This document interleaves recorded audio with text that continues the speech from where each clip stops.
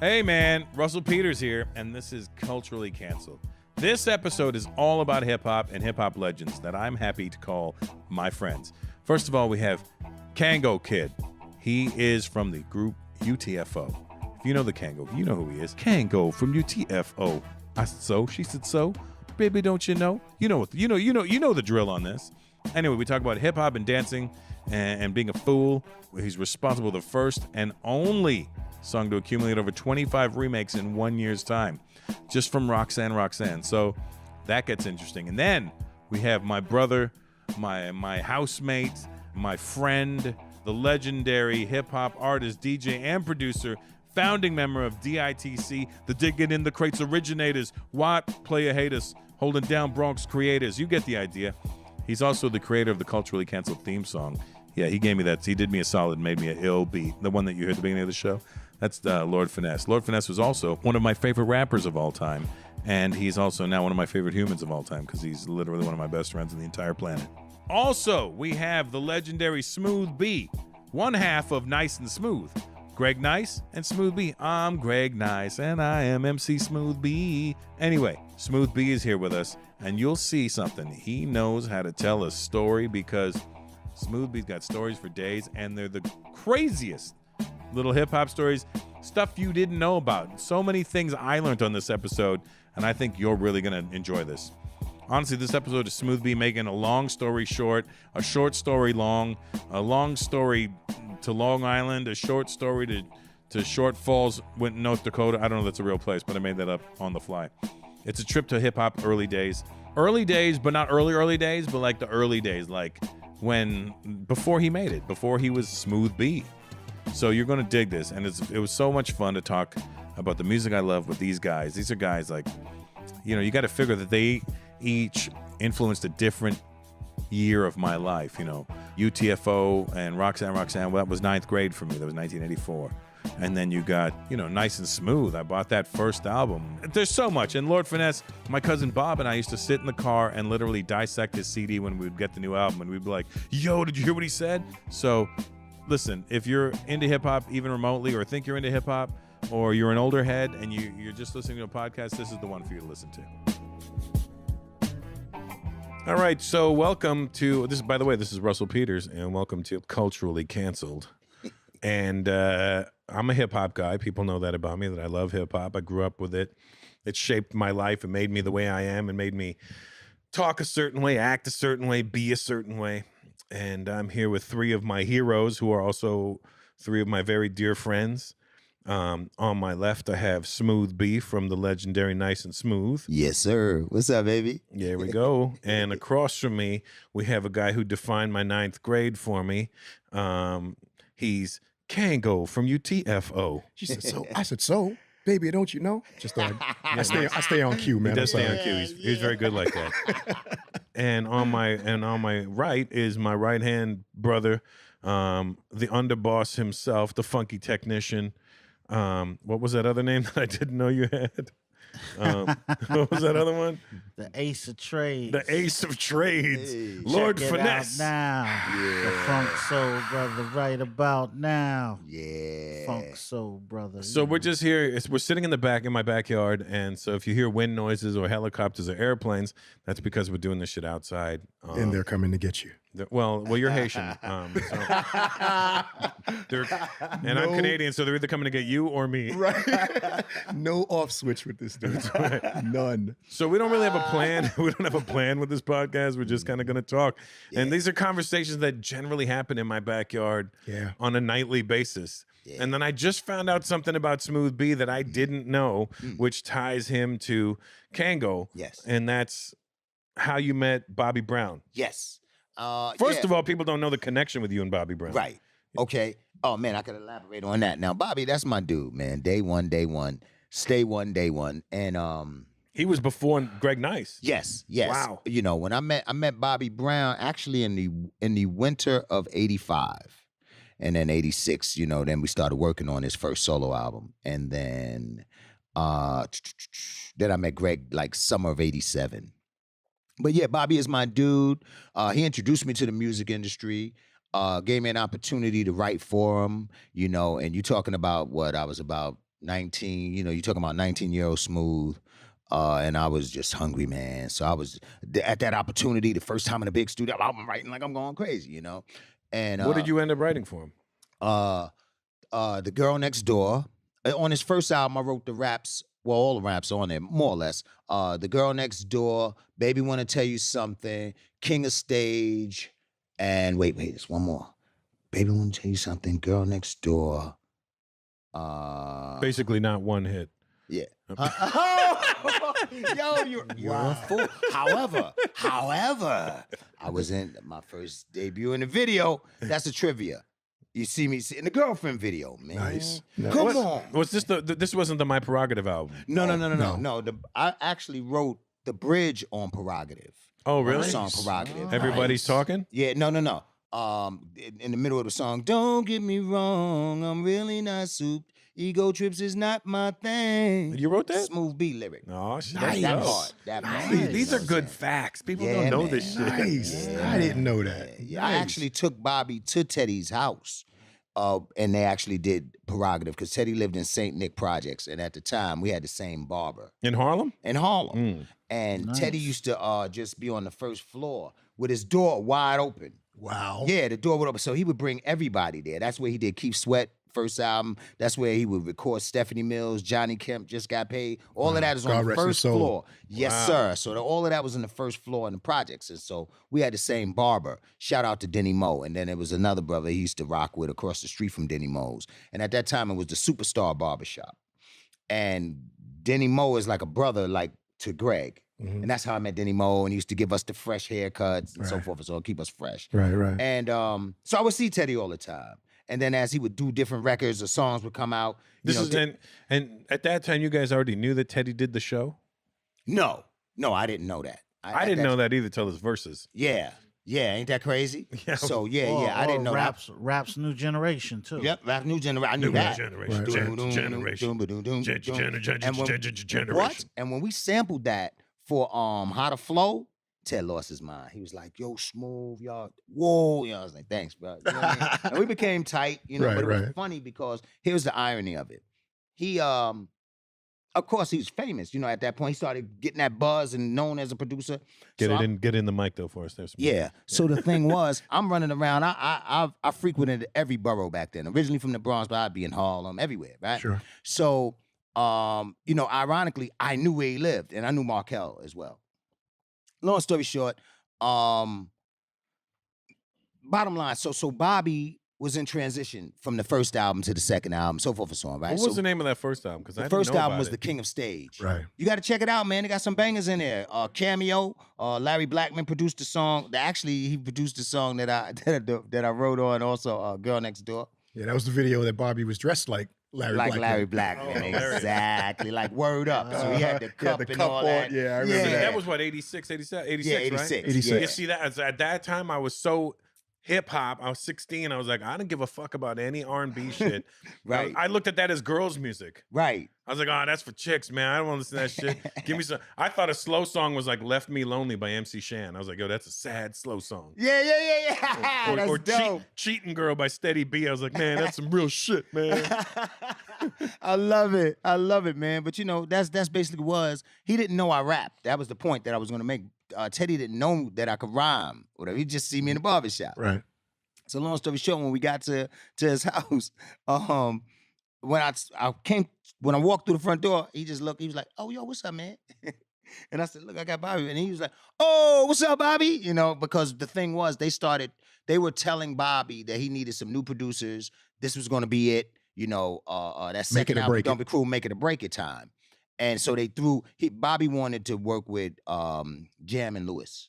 And so they said, you need to mess with Teddy Riley. So when I came to the hotel to visit him and we was kicking it, he was like, yo, they keep trying to tell me about this kid. I said, oh no, he fire.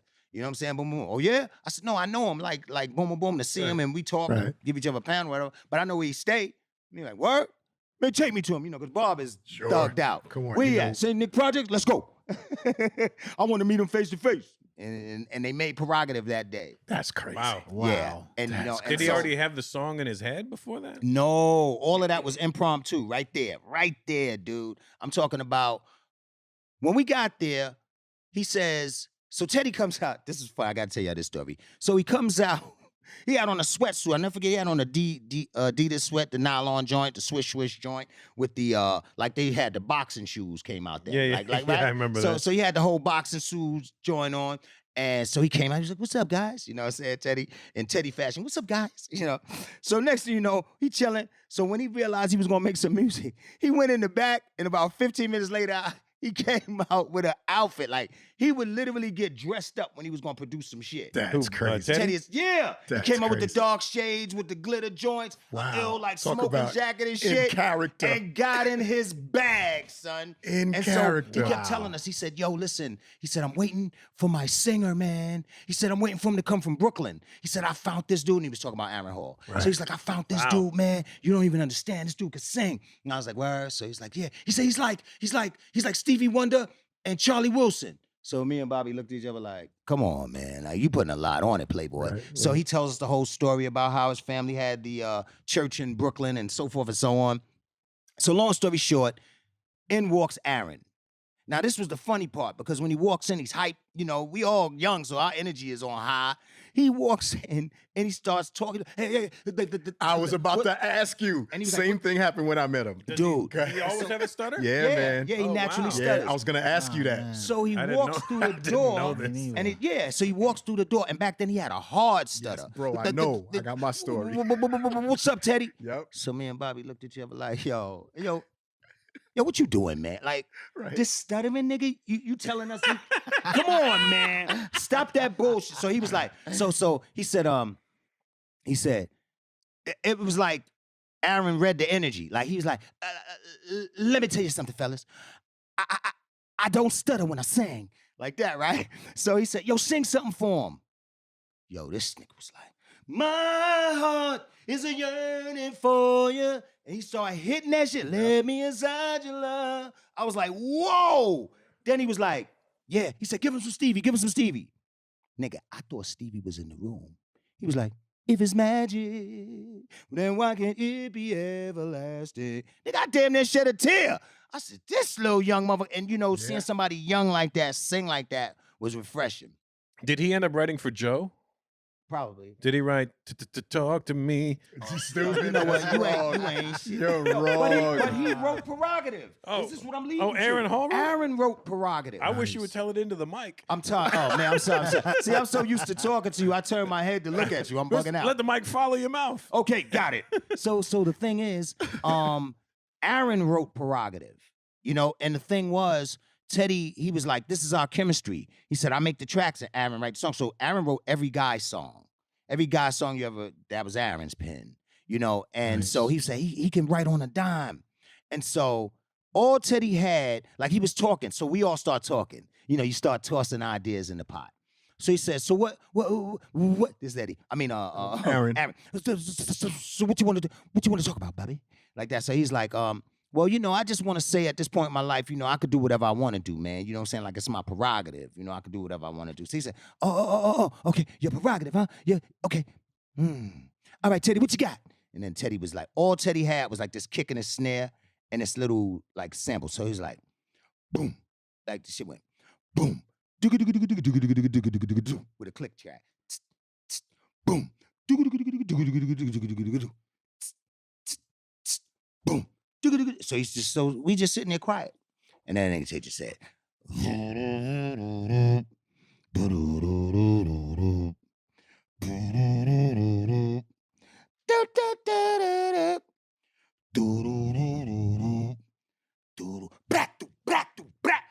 when he, look, about 20 minutes later, he had that shit going. And Aaron was just walking around the room going, it's my prerogative, baby. It's my prerogative. And just hitting all these riffs. Right. I was like, Jesus Christ. Bobby was like, I can't sing that. So he demoed it for him. And Aaron was like, make it your own.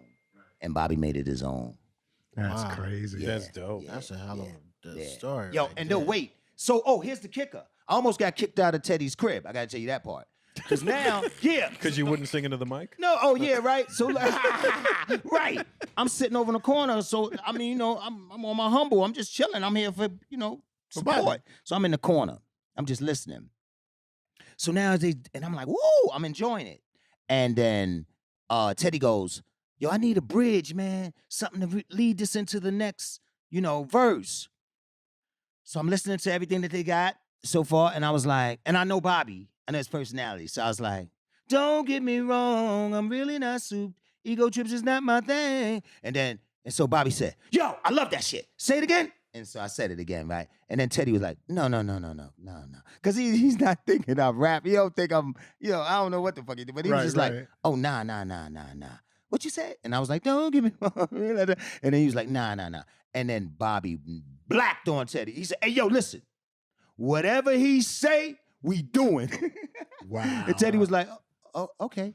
How's it go again? And I was like, don't get me wrong. And bam. That's funny. Yeah. Oh, man. Yeah. That kind of makes the song. Yeah.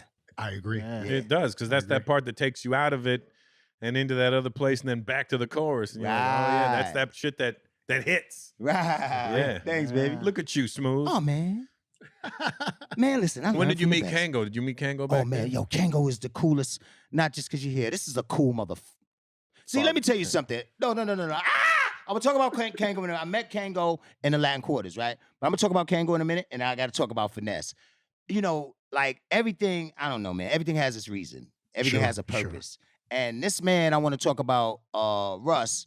Uh-oh. He's like a freaking magnet of some fucking sort. Great He brings adjective, people. great description. Yeah, Great. he's so fucking magnetic. Yes, he agreed. brings people together that I think sometimes he doesn't even have any idea of their history. Right. It's just his energy, and he connects. He's a fucking kinetic. But no, you're a kinetic motherfucker. So anyway, right? So and Ness. If I was a 5%, I'd be kinetic. That'd be my name. Hey, yeah, kinetic. I like that. Right? Now these two gentlemen that I'm sitting before, not only are pioneers and innovators, but they both have inspired me at different times of the game. And these two gentlemen, some bad motherfuckers, and they powerful. It's like, but they have humility. It's power in humility. People don't think that. Nah, these gentlemen, I can speak for them. They're humble before God, not by man. You understand what I'm talking about? That's how I roll. Real dudes. Latin Quarters. Now, Kangol. Ooh, Roxanne. This dude is up in it. He's up in the Latin Quarter with the Kangol. He was like back then. What year is this? This is 87. 87. You had already started working with Bobby by then? Yeah. And I used to get in free in the Latin Quarters with Bobby. No matter of fact, it was 86. Summer 86. That was a hot summer in the quarters. Oh my God. It started to taper down 87, 88. Sure, yeah. But 86 was the fire. So every New York club I frequented with Bobby, I got it free, of course. So everybody was like, that's Bobby Brown's cousin. That's Bobby Brown's brother. You know what I'm saying? Right. So anyway, long story short, I was riding that card. I came up in the Latin Quarters, and my man, you know how you see a character that's like savoir-faire is everywhere, or like this dude was like a Valentino of rap. I'm telling you, no, that's how I saw this nigga, because he had the shorties going crazy, and he had, lyrical content, fly, intellect, and was real with it. And approachable. Kangol ain't never act funny style. You know what I'm saying? Same with Ness. Never act funny style. And with Kangol coming out before myself, he made me understand that lyrical content could exist. Of course, in that era, we had Melly Mel. It was lyrical. Sure. It was the best of the best. But you added another entertainment vibe to it. Swag and singing, you know what I'm saying? Bringing it back to routines. And so I love that. And it made me say, I got a place in this shit to meet you. Boom, Latin Quarters. Broads all around this nigga. He just so fucking cool. This motherfucker, I think you had a fucking scarf on or some shit. I probably yeah, did. yeah, Probably. yeah, he had some fucking. I probably did. He would be. Matter of fact, in the summer. it's just four guys sitting here and he's wearing a cravat right now. Whatever. Yeah, he would be. This motherfucker wearing ascots up in the Latin Quarter. You know what I'm saying? What's an ascot I ain't got? Yeah. So he got the fucking the shit around it, the scarf and shit, everything matching. Got the scarf to the side, like bitch, I'm Kangol. They all going crazy. They around him. He got his composure. He's just so fucking cool. So I was like, yo, what's up, man? He was like, hey, what's up, brother? How you doing? I'm like, all right. I was like, yo, I'm Smooth B, man. I'm coming, nigga. You know what I'm saying? And he was like, all right. What's up? All right. I wish you the best. I was like, my man. That's all I needed back then. Wish you the best. My man. You know what I'm saying? And it was that type of thing. And then as time went on over the years, we met, and we as really time got went on, you together. became my brother. Bro. Yes, So, yes. But you had There already you go. known Mixmaster Ice when you met him then. Yes, that was crazy. And it was so bugged out. You know, you got to understand, like, Let's take this off the Yeah, let mic me stand. I think that's ruining your life. Yeah. oh, yeah, that mic stand shit is killing me. Yeah. Hold on. Let me Oh, take there this we go. down. There you are. All right, now I'm in the game now. Makes you miss your Oh, braids, damn. doesn't it, Ness? Oh, Huh? Smooth B got his braids. Kango got his braids, and Oh, here you are, like Nah, Gerald I Levert. don't, I don't miss no. my He said braids. Ness Gerald had man. Levert. enough. Ness had enough. I Yeah, feel you gotta find somebody every 2 weeks or so. Cause Yeah, if sometimes they my take braids hours and ain't hours to super braid fresh, I wouldn't rock them. Cause nah, man, they had to And be that's- super fresh. I Ness always kept some fly. Nigga, you understand me, man. No homo. You know, I said, no homo. But nah, Ness always had some slick braids and patterns. Come on, man. Trendsetters, man. But go ahead. Where was I? you You was were talking about Mixmaster Ice. Mixmaster, yes, All right, sir. so Mixmaster Yes. Ice, long story short. Pick up the when I- pace. Yeah. Now the thing was, when I actually met Kangol, I did know Mix already. But I don't know, man. How would you say? I was always more apprehensive about how I met somebody. Like I never felt like, unless it was somebody that I knew and that the person I was coming up to would like to know that I know them through them. And I know, no, that got nothing to do with y'all. But I just wouldn't say to you when I first walked, yo, I know Mixmaster Ice and you introduced me to Bobby. You know what I'm saying? Right. I just wanted to come and shake your hand. You know what I'm saying? Right. So it was like that type of shit. But I saw you, and at that time I had new Mix out, you know, and we had met. But the thing was, y'all had a roadie, and his name was DJ Holiday. He was Wait, from the Bronx, real DJ Holiday? No, Oh. not the real. right? But he was from the Bronx, and he was my neighbor. And actually, he was the first guy that I knew in the 70s in my neighborhood that had turntables. You know what I'm saying? So I remember when he first called himself Holiday, and he used to DJ with He DJ didn't get any Smalls. flack for calling himself Holiday? Well, you thinking of Hollywood? No, You know there's- what? You're right. thinking of My fault. Hollywood. No, there's another holiday as well. There was a holiday Yeah, too. there is right? a holiday. Okay. Well, he was, and when he first came out, see, Hollywood, and DJ Smalls had gave him his stamp. You know what I'm saying? Because there was a spot in the Bronx called the Parkside Plaza, and they let him debut in the Parkside Plaza. And I remember when he got his name from Doc Holliday, the Western. So Okay. it was like, anyway, long story short, he was the first person that I knew that went on the road at the time. So that was fascinating.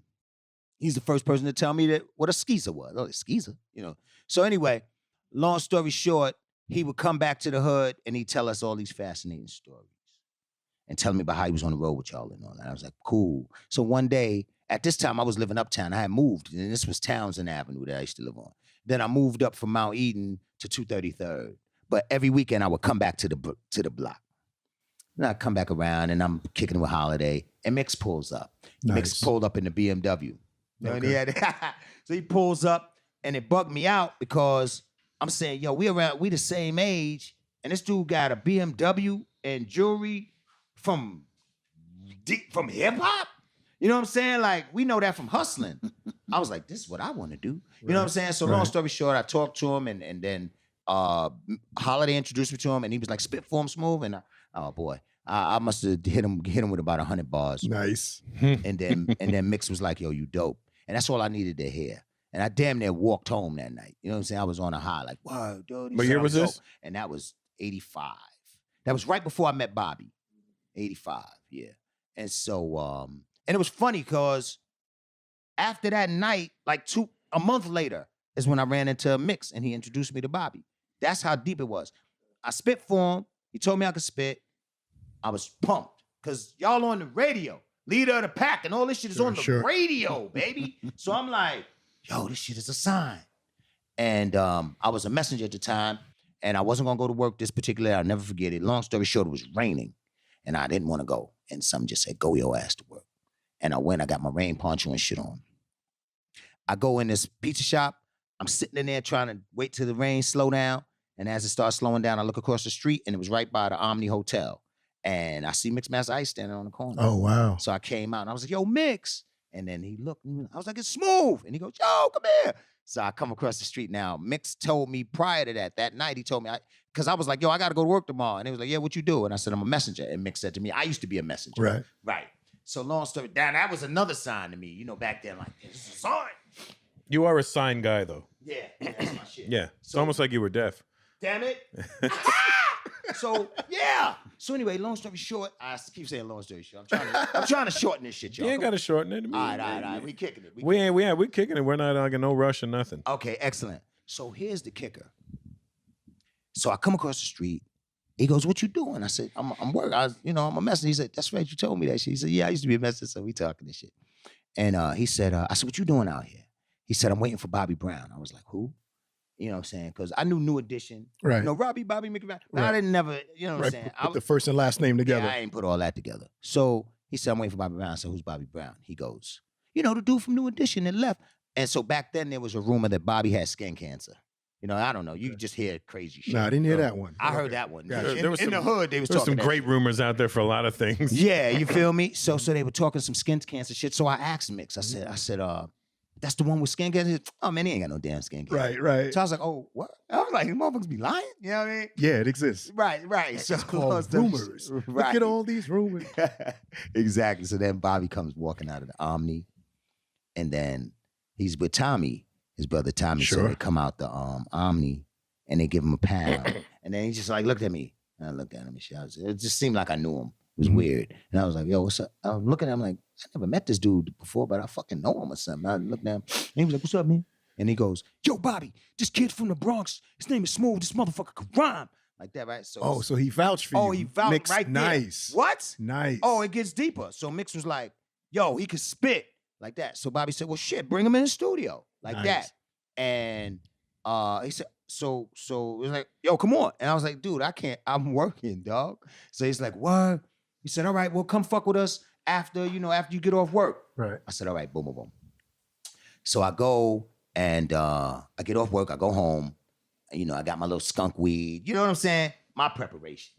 So I blow down some and I put some Visine in my eyes. Because I don't know these is New Edition guys. Right. You feel what I'm saying? I call them up. They're like, "Come on down and see me." Fine. Bobby gets on the phone. Boom, boom, boom. We talk. Boom, boom, boom. "Come on down. We at the so-and-so." So long story short, I get down to the Omni and I see like 20 old English quartz in a big boom box. Right. When I come in the room, I'm like, "Yo, this motherfucker real. Those is quartz?"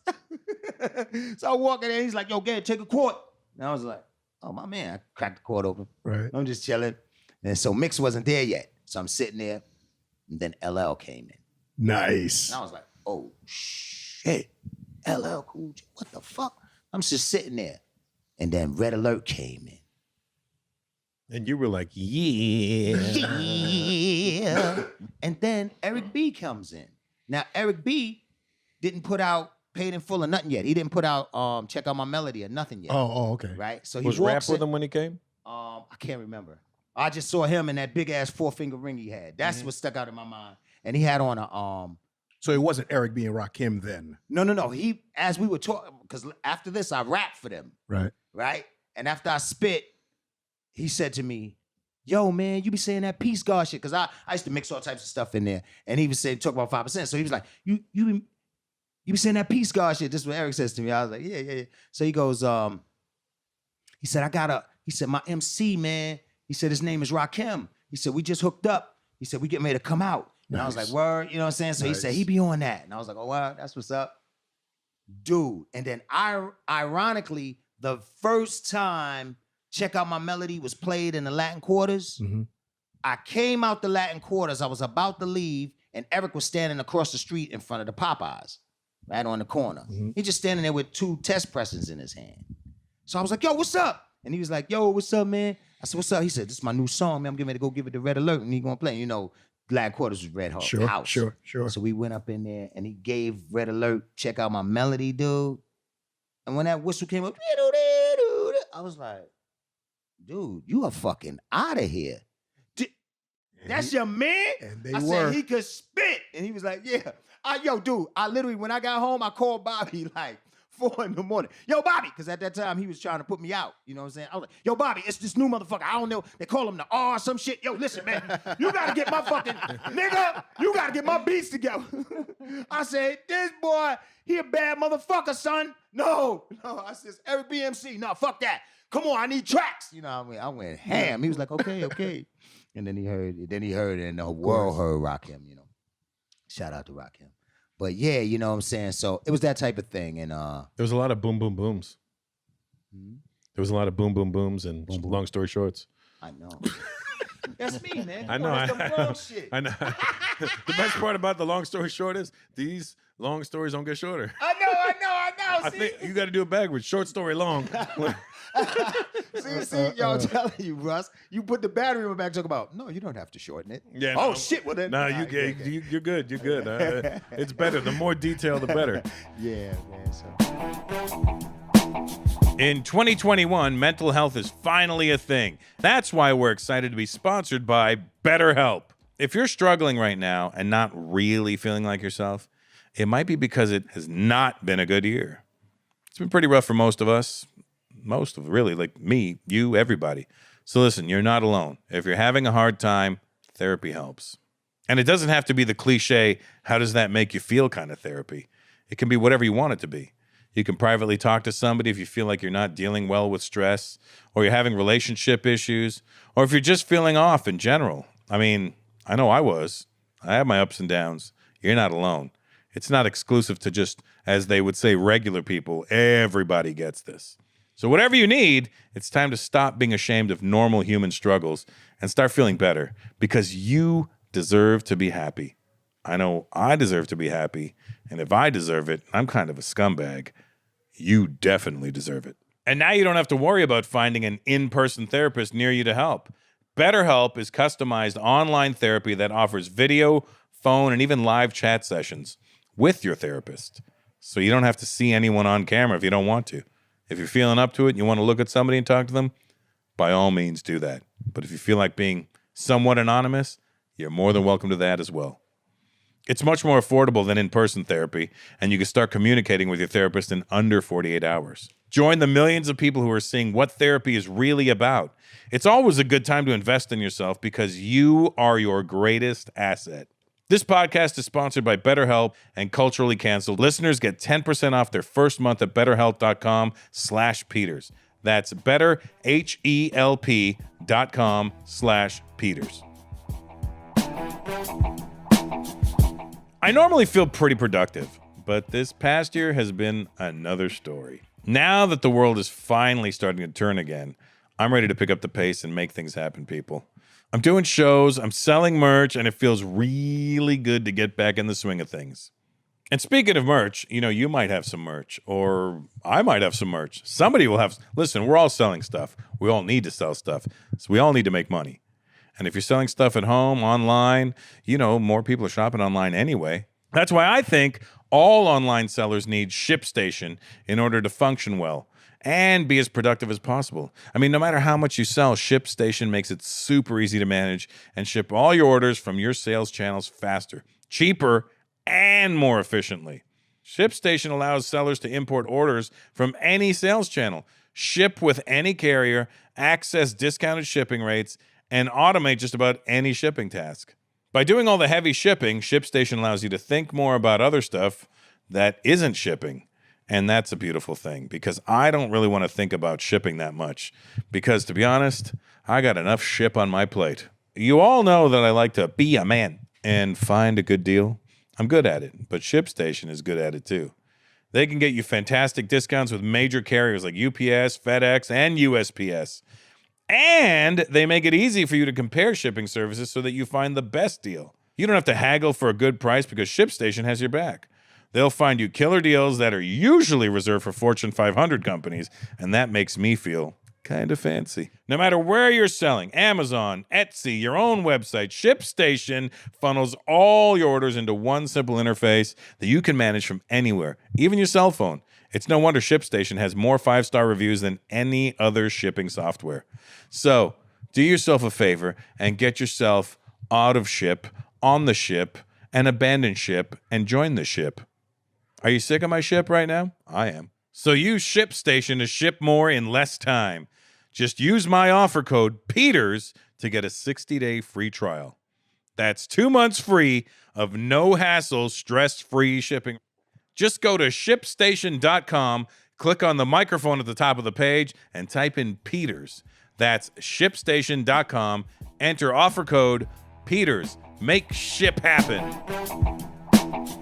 Do you remember meeting Smooth back in the day, King? Nah, I can't say I do. Because he was high on himself. Nah, on myself. Yeah, okay. I'll He take was just that. feeling himself. Yeah. I'll take that. Good Oh, afternoon, man. young rapper. I, too, am a big rapper. Yeah. With his scarves and shit on. I know, but he didn't even want to be an MC. Nah, I fell into that. You know, See, it ain't was- that some bullshit? I wanted to be a vocalist, a songwriter, entertainer, watching Tom Jones and Engelbert Humperdinck. Yeah, my people. You know what I mean? So I just fell into the whole rap thing because Right. it just became an easier way for me to get into the biz because I was already writing songs. And so the attitude was, hold on, so you're saying I can do what I've been doing without having to sing it? I can just say the words I've been writing? Right. Oh, I got this. And I just fell into it just like that, bro. Man, ain't that something? Yep. You blessed the game. Who wrote Roxanne originally? We all did. Man. That is absolutely one song that I will say every member did their part in that song. I wrote my verse, Doc, E, everyone Who wrote came their up with verse. the concept? Be Fine, a Full Force. Ah, good old Oh, Yeah, wow. Be Fine came up with that. The record company wanted us to do a B-side to a song that we presented to them. We delivered a song called Hanging Out. And Did that come out?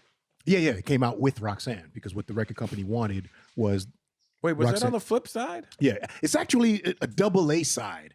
They're both on the same side. Like side A is Hanging Out and Roxanne vocal. Side B is Hanging Out and Roxanne instrumental. All right. Yes, So it was yes, a double yes. A side. If you Yeah, wanna yeah, I do really go remember there, this now. you know? Wow. And so I remember that flimsy ass 12-inch song. I must have had the UK copy or something because Yeah, I'm sure. it wasn't like a- I'm sure he did a lot of flimsy copies. it wasn't that- like a yeah. spine on it. It was like those flimsy UK 'cause ones. I'll give you some trivia right now that'll just bug all of y'all out. We're being told as we speak today at the end of 2020 that Roxanne did not go gold. Jesus Christ. It didn't? That's bullshit. Thank Come on, you. man. So when you say you got your flimsy copy, I'm sure you did. I'm sure a lot of Jesus people Christ. got theirs. Oh, you mean it sold enough copies to go platinum? Oh, we know it But- did. That shit went multi-platinum. We know it did. So who's fucking who? Was that select fucking people? That is correct. Yes. Was it that mob shit that was happening I back don't then? know what it was, but I'm telling you, as we speak today, Who was telling 30 something years after the success of that song, And I'm who's being telling told. you it ain't go gold? I'm telling you, right.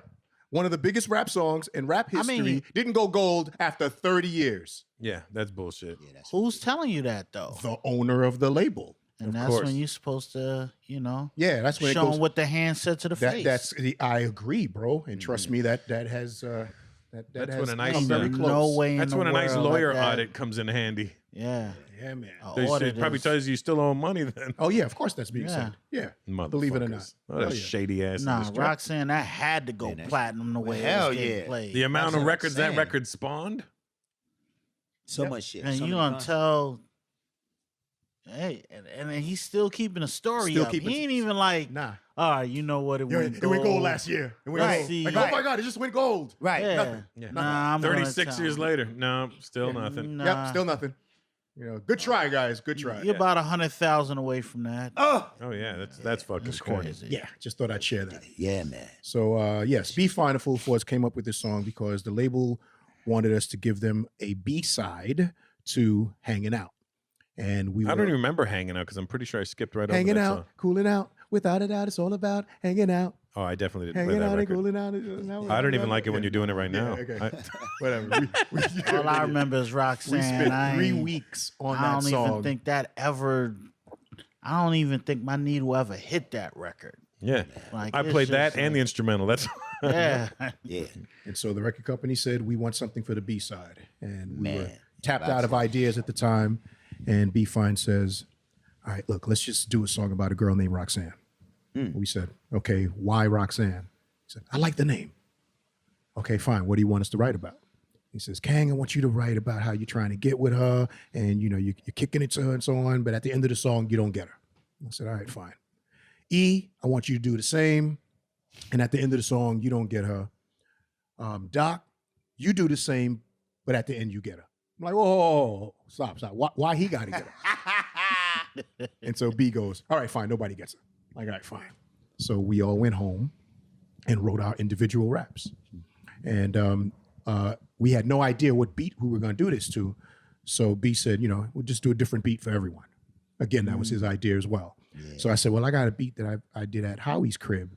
You know, can I use that beat? And he said, yeah, without even hearing it. That's how much we all cared about this, because Full Force is a hands-on production team. Nothing I think goes past them. people also don't understand how much Full Force Have contributed to music right overall. Culture. Right. Oh Well, this my- is before all that happened. No, I know, but I mean, it just shows you, like, didn't they write shit for the Backstreet Boys? And Sure. In Sync. In and Sync, all that. all them Yeah, hits. all of that. Fucking All of that. Samantha Fox. Fox. All that. I remember looking at pictures of Samantha Fox. He said, I remember. Hey, we caught that. we caught that. Well, she was always topless. He got tongue-tied. I didn't get tongue-tied. I meant to slip that out. But don't poop. I remember this is going to happen every week until JB gets his money. Oh, yeah. That's the Crush Groove. Crush Crush Groove. Groove. No Yeah. doubt. Which we were in and got edited out. Yeah, you Did you? tell me Yeah, that. that's another little story I'll share in a minute. I'm gonna have to ask Russ if he can send me that footage. Yeah, I would love to get that. I would love to see I'm gonna that. ask Russell. Yeah. So we presented the song. We did this in 3 days. That's how much we cared about it. 3 days, gave it to the label. So to you, it was a throwaway. It absolutely was. That song was not, in my opinion, supposed to be what it became. Absolutely not. In fact, we're the dudes telling the DJs, hanging out. That's the hit, man. Play that. They're like, nah, Red Alert, Chuck Chill Out, Mr. Magic. Nah, Roxanne, that's the hit. Woo! Okay. DJs know better. I'm like, go ahead, play whatever you're going to play. Yeah. Fine. Look at that. And that blew up. Man, that shit was through the sky, bro. Courtney, you know about that song? Oh, look at you. Ow. Courtney's our producer. Roxanne. Yeah, Court. I want to be your man. Roxanne. Yep. Yeah, y'all was- that's Did how you it guys happened. harmonize on that? No, we all sang the chorus. You know, Man, that was it. Yeah, man, I can't believe it did what it did. man. Still can't. What song are you most proud of?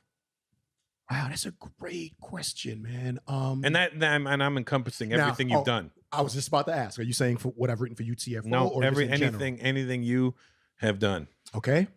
My answer to that is a song I wrote called "Right Next to Me" Mm-hmm. for Whistle. Was that on their album? Yes, it was on the album. It went top 40 on the pop charts, and I think it was top 10. Yeah, I think it was top 10 R&B. And the reason why is because what that meant to me when I wrote it, Mm-hmm. and the fact that they performed. Here's a great story with that. So Whistle started off as as a rap group. Yes, I know. They Right, irritated me with that. Right. Because We're only Just Buggin' was such a dope record for me because I was DJing already, Sure. started in '85. So when I got Just Buggin', I was like, yo, this shit's dope. I can't wait to hear what else they got. And the next thing I get is Always in Right. I'm like, you motherfuckers. You go further back. You And go I was- further back. And I'm like, wait, you doing the same shit Force MDs did to me. Right. When they were the Force MCs, Force then they MCs. came out with fucking Yep. Tender Right. Tender Well, Love. let me say this about That Whistle. was a classic, Whistle is though. actually Yeah, it was a good song. Whistle is actually the first rap group to become an R&B group. Though Force MDs, we know them as Force MCs, Mhm. they never recorded a rap song. I know, and that's They what bothered never me, 'cause I was recorded like, a rap song as Force MCs. When they first came out, it was I was about to say was it- itching for a scratch. But Nah, that was wasn't- after okay. their first Itching joint for was a Forgive Me, Girl. Forgive Me Girl. Was it Forgive Me Girl? Oh, there was another one. Let Me Love You? Let Me Love You. Was it Let Me Love You? It was Let one of Me those two. Love Let Me Love It was Let Me That's Love right. You, right? Right. Yeah, so that was their Right, first right, single. my bad. So Right, they Let Me Love never You. recorded a rap song. Whistle recorded a rap song and had See, rap success. And that's the thing. I And don't then even know how transformed I into knew money. back then that the Force MDs used to be the Force MCs because I was in Toronto. I was just like, wait, Wasn't there the Force MCs? Well, I'm that's gonna- probably the battle with tapes. Cold Crush. Sure. right? It had to be hear that. Then from it must have tapes. been that. Definitely. Yeah. Because I was like, Those tapes were why big. is it so close to hell the yeah. Force Those MCs? Harlem World Right. battles. I got those. See, that's how you I knew. need, yo, dude, Nice. you got to make me some of those, man. I need to. Oh, hear I'll put that, on the man. stick for you. Hey, yo. Please. Nah, so that's how you would know about that. But yeah. So right next to me would be it because so we recorded the song and No, video wait, music si- box. side Yes, note. sir. Was Yes, this all on the same album with Just Buggin'? No, was it? That's a great Just question. Buggin'? I don't know if Right Next to Me was on that album. Because that I was don't. only I don't think so. I don't know if Right Next. that was to the only rap song think they Right- did, isn't it? No. There was a few rap songs. They had Just for Fun was another rap song.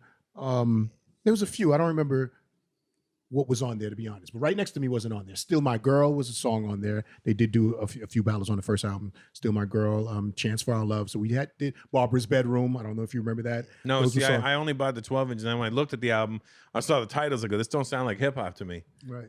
So the second album was called Transformation, which was the group transforming from a rap group to an R&B group. Mm-hmm. And so that's the album that we had Right Next to Me on. So Video Music Box, which Uncle I'm sure Ra- you're familiar with. Uncle Ralphie. Of course, was having an anniversary and anniversary performance and filming of the show. And the hit at the time was Right Next to Me, which was the ballad for Whistle. But the crowd thugged out hip hop dudes, and there was more dudes in the audience than there were chicks. Yeah, people don't understand that about hip hop events back in the day. People are like, oh, must have been so many chicks. I'm like, Nah. nope. Nah. You'd be lucky if you found two. Nah, Right. sausage fest. Oh, Nothing yeah. but dudes out in this hip hop joint. And so here comes Whistle, slated on the on the timeline or whatever on the list to do their ballad Oh boy, among all of these. where was thug this dudes. again? I forgot what venue it was. Was it in New City. York? Yeah, it was in New York. In New Okay. York. And so one of the members said, "Nah, I'm not doing it." Jazz from Whistle Jazz said, "Nah, I'm not doing this."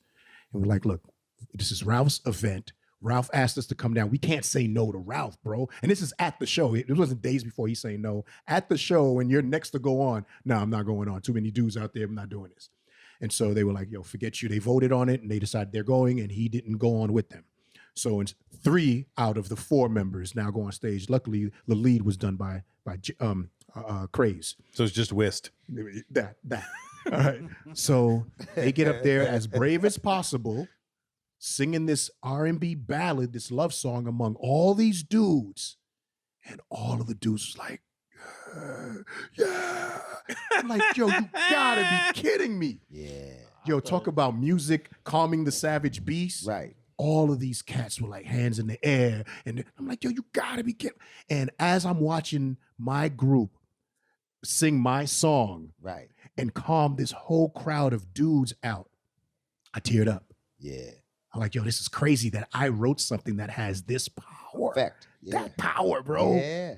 Yo, so that would be the answer to the question. That song right there has done so much to people who have said to me that was the song that I had at my wedding. Or when I think of this song, I gotta think hear of the song so-and-so. because I don't know the song You don't at know all. Right Next to Me? Unless Wow. I hear it and then I go, oh, I didn't know that. Goodbye, it's time for me to go. I'll call you in the morning so I can let you know. And it was done a few times by a few other acts. Left Eyes, God rest her soul, R&B group Black. I Oh, don't know if you remember. BLAQ? Right. Yeah. They did a remake of it on their album. That album went platinum. So I guess that's my biggest song. Wow. Nice. I didn't know this. I know you had a I know you did Just Buggin'. The song that keeps on giving. Yeah. Yes. See, to me, Just Buggin' is so important to me. And as a DJ, remember in the DJ Yeah. world, Sure. because Jazzy Jeff that made that song his with the No, whistle, the way you cut that whistle. that was Cash Money and Jazz. They both Yes, kind of this is true. The Philly connection over there. You're right. But You're then right. Steve D when he juggled the bam bam bam bam bam, Yeah. and that's when I first saw somebody beat juggling, making beats with him. Bam bam bam bam bam bam. He made it sound like a Jamaican joint. Ba ba ba ba ba ba. Ba ba ba ba ba ba. Ba ba ba ba ba. And that's when he took the end. I was like, I yo. bugged out when I saw Jazzy Jeff take that whistle when it goes. We're called Yeah. yo. And No, that, I that remember- whistle is in Will Smith's biggest song. Get Getting Jiggy with It. Yeah. It's all in there. Yeah, Yo, and where's then- my black? But I remember seeing. Right. You got blacks coming, baby. I remember my seeing black Cash. Will? remember Cash Money and Marvelous and they'd be like, "Yo, Cash, what'd you say when you saw that girl?" And they'd play it backwards. Nice. And then they would just cut it. Nice. Oh, that shit was so dope. Wow. And that's probably why I didn't buy the Whistle album, because I was like, "The fuck are you doing? Just make some choices in life here." Now, but you know what? Let me explain. And I get it now. I'm an adult, so I get it. Let me share this part of it with you. Whistle became my outlet group because it got to a point to where the members of UTFO were vetoing songs that I bring to the table. So I'd say, I think this would be a great song for our next album. Nah, I'm not digging that now. I'm not digging it either. I'm like, okay, so I'm supposed to trash this now? This thing that I spent all night writing, I got to put this in the garbage now? Like, nah. So I created another group that everything that they would turn down, I'd give it to them. Yeah. And that created even more beef because now it's like, oh, you giving them all the hits. No, I'm giving them your rejects, bro. Right. I'm giving them hits. I would have loved to have this here. Right. You know what I mean? Yeah. You know, it's funny, on the West Coast, they went backwards with it. You got Dre, who was in the World Class Wrecking Crew, who did R&B, and then he went into the most hip-hop, fucking gangster group of all time. Right. And I did that in reverse with Whistle. Yo, and look, to add on to that, Dre, World Class Wrecking Crew went on the road with Bobby. Like his first King of Stage tour was World Class Wrecking Crew, Club Nouveau. Sure. And Ready for the World. Sure. So I used to watch them every night. Wow. And I see them come out and I'm the doctor. And doing that shit. Yeah. Doctors, All in character. I just be laughing like, yo, this is wild. And makeup. Yeah. Yo, dude, I saw it with my own eyes. And then when he came out as Dr. Dre, I had no idea. Right. And then somebody exposed it. It was like, he was world class. And I was like, world class, right? Cool. And then, remember, Eazy-E did that later. Remember when he had beef with him? He put that picture out of Dre with the doctor uniform with the running. Yeah, yo, dude. So I was like, oh, shit. And Michelle A was in that. And then memories start going through my, like, we passing each other on, like, Right. We on the road. Sure. We in hotels. I'm like, yo, what's up, y'all? Because come on, man. We know. So we from the heart of it, right? From the essence of it. So when you get an opportunity to travel the world, all that shit is exciting. You know what I'm saying? I don't give a damn if they up there doing some shit that's like a knockoff of Float On. You know what I'm saying? Yeah, like, float on. You know what I'm saying? Eat, nigga, we on the road. Sure. So I'm just bugging out like, that's they shit, and watching Club Nouveau. I'm just trying to soak up game. But I would see him all the time. Where no was idea Ready who for the beat World Drake. from? Michigan. Oh, really? Yeah. I didn't. Wow. I didn't know that. Yeah. I was not ready for that. Flint. I think it's Flint, Michigan. Yep, they Oh, were wow. from Flint. Wow. And those were some real dudes. What? Yeah, me and dude, Melvin, we hit each other on Instagram now. What? Yeah, because he clicked like on something of mine. I was like, hold up, is that the real Ready for the World dude? Right. So I hit him, DM. I was like, yo, we got to stay in touch. Are they all still alive? I'm sorry? Are they all still alive? I don't know about all, but the lead singer is, yeah. Yeah, they need to go back on tour, dog. There needs to be, them dudes. because they do a lot of those reunion tours. Sure. And then there's a lot of people that don't get put on them. I don't know, for whatever reason. Right. I don't know if it's with the artist or with the people forgetting that they. It varies. No, it'll vary. It just has to be done the right way. Because the problem is they go a lot of, I'll tell you as a fan, because I'm not in the music world. As a fan, I'll look at some of those things. I go, look, I only want to hear them do the one song. And once they go into their B tracks, I don't care. Right. Like, there was a reason you only had one hit. Just sing the fucking one hit and keep it moving. You know what I mean? Like, I think my worst thing is seeing with the older artists that we love is when they say, now we're going to do our new joint. I agree. God, I know, I that's agree. the You worst. be like, oh, Yo, that's now I'm that's going to the go to the bathroom. downfall. Right. Right. That's the lowest point of the show. yeah, because I it's didn't come like, here to hear your you new be stuff, bro. praying that it's going to be decent. You know it's not going to be decent, but Yeah. you give that hope, like, I hope this be dope. it. I don't The want beat come on and then they still rhyming in that old format. It's Now, like, here's what's funny about what you just said. You're addressing it from the audience point of view, which I agree with you. right. I'm the dude on stage with the rest of the group saying, we're not doing anything new, bro. The audience don't want to hear that. No, we got to push this, man. We got to let them know that we still got it. I'm like, you're killing me, bro. You're going to hurt us with this pitch you got right now, bro. Don't do it. Right. And I wish that they could hear you from the audience going, I didn't come here to hear a new song. Right. You know what I mean? So I'm caught in the middle on how do you get this to not happen? Right. I say do the new shit first, slip it in like Hey, yo. 20 you slip the song in like 20 to 30 seconds, and if it ain't working, Then you can say, "Oh, we was bullshitting. Let's do the new. Let's do the shit you know us for." Right, Something, bro. Right. But again, it's a real hard place to be when you're the artist dealing with the rest of your group members who wants to defy what you just said. Man. Yeah. I'm like, my Oh, dude, shoot. go ask Ness. They don't want to hear no new song, Right, bro. right. You know, and that's that funny part, man. You know what I'm saying? I guess that happens in all groups. Yeah, man. It happens in all groups. I find myself jealous of solo artists, bro. Mm-hmm. Being a group member, Yeah. like, damn, I wish I could just move the way Chubb Rock moves, the Yeah. way Big Daddy Kane can move, Yeah. the way Dougie can move. Right. You know, because there's no voting. Right. He makes a decision. Get up That's and how do it's it. going down. That part. Well, know what I mean? I'm solo, so I That's understand right. everything That's you not- mean, exactly. everything you say, and but I produce everything when it's because I'm a producer, DJ, artist, so I do all three. So when I hook up with my DJ, he got everything. He got the instrumentals. He got everything I feel like doing that night. He got there, but he got all the instrumentals regardless. And you address what you want to do first, second, third, how you want to come out, yada, yada, yada. Except when he gets drunk. Now, if Blind gets drunk, Ooh, not cool. he's gonna slip. He's gonna slip in the songs he want to hear me perform. Like he That's knows, not cool. he knows I do not want to do strictly for the ladies if it's a bunch of dudes right. in the Right. crowd. We're not doing that song. Right.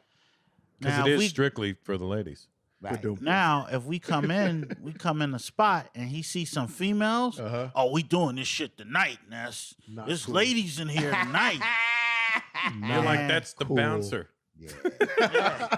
Right. And he'll put the song in. I mean, when me and this dude is performing, it's like a comedy sketch up there because he's drunk, I'm drunk. Oh, damn. We just doing, but it's we functional alcoholics. You know, we're not the alcoholics that go up there and mess the whole show up. Right. We actually look forward to getting drunk before the show. Right. I can't do that. We sitting in the background. We sitting in the dressing room. Just he Taking it might back. have his vodka or Henny, whatever we want to drink for the night. But Yo, you know, I'm the hip hop nerd, I guess, when it comes I to gotta. I wouldn't just narrow that down to hip hop. Okay. Um, Nice one. I gotta have a drink before the show. I need something that's gonna unwind me, so I could go up on stage and be this dude I'm about to become. Yo, Sober, it's just not fun. Sober. I feel like it takes over me if that happens. If I'm a little tipsy or whatever, I'm not in full control, and I want to get my high is that crowd screaming. So I See- want to get that, and I want to stay sober through it all. I can't do it like after the show. Sure, I'm fine with whatever, but beforehand, because I've had that happen like once or twice, where I probably had a little bit too much before I went on, and I'm like, yo, what the hell? And I know I'm not in control right now. This is not cool. But you said it right. It's the energy of the crowd, but that's what I'm working on. So when I'm on stage, I want them to understand that. Look, man, I'm coming to perform. This gonna be fun. We gonna vibe out. Like it's like you got a couch on the stage. No doubt. I'm talking to the crowd. I can look all the way in the back. I'm pointing out things that they probably don't even know. Yo, you've been recording like the last 3 songs. Would you try and get your subscribers up? Like, come on, man. Cut the camera. Wait up. What phone you got that lasts that long? You know, right. you do certain things to the crowd that they go, yo, he's spotting everything. So he's performing, but he's looking at everything. He's in the he's in the room. Right. And then you know Right, I gotta make my disclaimer when I get up on stage. Hold on, do you Oh tell yeah, them, yo? yeah, man. All y'all Fonzie motherfuckers that think y'all too cool to party, go to the fucking back. Let people who want party. I don't need you fucking grilling me while I'm performing, Right, man. You know, Right. uncross your Said arms. Fonzie. Yeah, Right, dudes right. just be too cool. Right. Like you know, you killing it. Yo, he killing it. Yeah. Oh my God. Right? You know. I got a date with the Hooper triplets after. Yeah, so I make the disclaimer and they go, "Oh shit, he's on some other shit." Right. You know, I ain't coming here to for y'all to face fuck me the whole motherfucking show. Face fuck me. Right. Yeah, you know, I love it. Yeah. I want to baby. go in there. I want to do the show. I want to have fun. I want y'all to party. Cause you why would you pay your money to come to just grill somebody? Like, what is that? You know? Agreed. But that was our mentality back then. Remember, our generation was the ice grill generation. Everybody had to be hard, mean looking. And now this generation was like, that's too intense. We're just going to do whatever the fuck we want to do. We're going to do goofy dances, not make any sense when we rhyme, but we're having fun. That's the only thing I admire about this younger generation is that they having a good time with it. But when you seen certain artists present that energy, that's what made the show just to see Run DMC. I'm gonna say Run DMC, right? You see them perform, Right. you be like, God damn. Right. You know, it's certain artists that I seen just Have used to do that. have, let's say, KRS-One. If you ever been to a KRS-One show, he do 3 hours, man. I've seen him throw tennis balls out in the crowd. Yeah, he throws the tennis balls out. And put them up in the, you are holding the world in your hands. And I'm like, yo, everybody, man, he would just destroy it. He's the one who taught me how to do medleys, right? Because people go on stage and they do one song, stop, the crowd, clap. Do another song, stop, the crowd, clap. No, he taught me how he would go from one song to another song to another song. Like he built a mega that mix. shit. Yeah, man. And would destroy it. That was the best thing I think I loved about the 80s and the 90s. Because if you performed and you sound like your record, that was the shit. That was the shit. I hate when I go to a show now and it's like your favorite MC's on stage and his fucking man's saying the punchline for him. You know, that's goofy. Triple beam. Or the days when Triple me. Or the days when they come on with 20 dudes on stage, and I'm like, okay, where's they my come up with where's my 50 rapper? now, Where's the you guy know? I came to see? Who the hell are you guys? Like if you're gonna do it, right? I've seen the perfect group that would do that was Leaders of the New School. Like you got certain They all had their own groups. voice. That's why. Yeah, but they would do the ad libs around whoever was rapping, and it felt right. Right. You know, because because that's the the group harmony doing was it. right. Yeah. Right. But So- that's the way they did it on the record anyway. Right. They did it that same way on the So record. he's talking about the dudes that go up on stage, be all out of tune, all out of key, and shouting the ad libs, and they sounding like louder than the artists. I Yeah, get they- what he's saying. Yeah, it's their angry fucking hood friend that they brought with them. Yo, I'm gonna take you on the road with me. What am I gonna do? I'm gonna be on stage with me. And you're like, all right. It's Lord Finesse. Rhyme vet. My Biggie, I'm ready to die. And you're fucking up the song. You shut your friend up, please, Finesse. Whatever the fucking deal is, it's annoying as shit. Nah, I hate because it. I would get that, and then what I love Rakim, but live, when he decides to do it live and he can sound like himself, but then sometimes he just turns the mic on the crowd. Yeah, he does it differently now. And I'm now, like, come on, yeah, bro. he lets them. Everybody finish it wants out. to hear his voice. They His want to hear voice that is so voice. dope. But it's funny as you say that, and I agree. And I love it. I don't even take no The offense. crowd Rakim. wants to say it too, Yeah, and that's why he lets them do it. I get it, They but sometimes kick it's a hold of not the speaker every and not- song. And they all go, yeah. So, like he lets them No, finish it out. I get the but call not and most of the response. song. Yeah, I get the Right. call and response. I don't want. I paid to hear you, not them. Right. Right. Nah, but That tactic used to work for me. Like if I forget the lyrics, that happens. No, I get that's a perfect move. The Right. minute I forget the lyrics, I'm this Right. dude. Like in the audience, yeah, sing it. Right. Yeah. Cause I'm Yeah. No, that part I got to do that. I'll definitely let them finish that. Yeah. Because I can't go. Yo, my favorite one I for always doing put the that mic out for that. is Dwick. You know, I say, I love Oh, my yeah. Philly at home. Do you have another? I always get it. down. Yeah, one I thing remember like that. at my 40th birthday when you and Greg were performing, I had a Philly blunt in my pocket. Yeah. And I left my Philly at home. Do you have another one? Here you go. Yeah, baby. He just looked at me like, you stupid as shit. That shit was dope, man. That was dope. This was fun, guys. Hey, I hope you guys enjoyed this episode of Culturally Canceled. If you're looking to see me live, you can go to russellpeters.com and check out my tour dates. I got some shows coming up. I got shows coming up in New Jersey at the Stress Factory, but unfortunately that's sold out. Really unfortunate for you, very fortunate for me.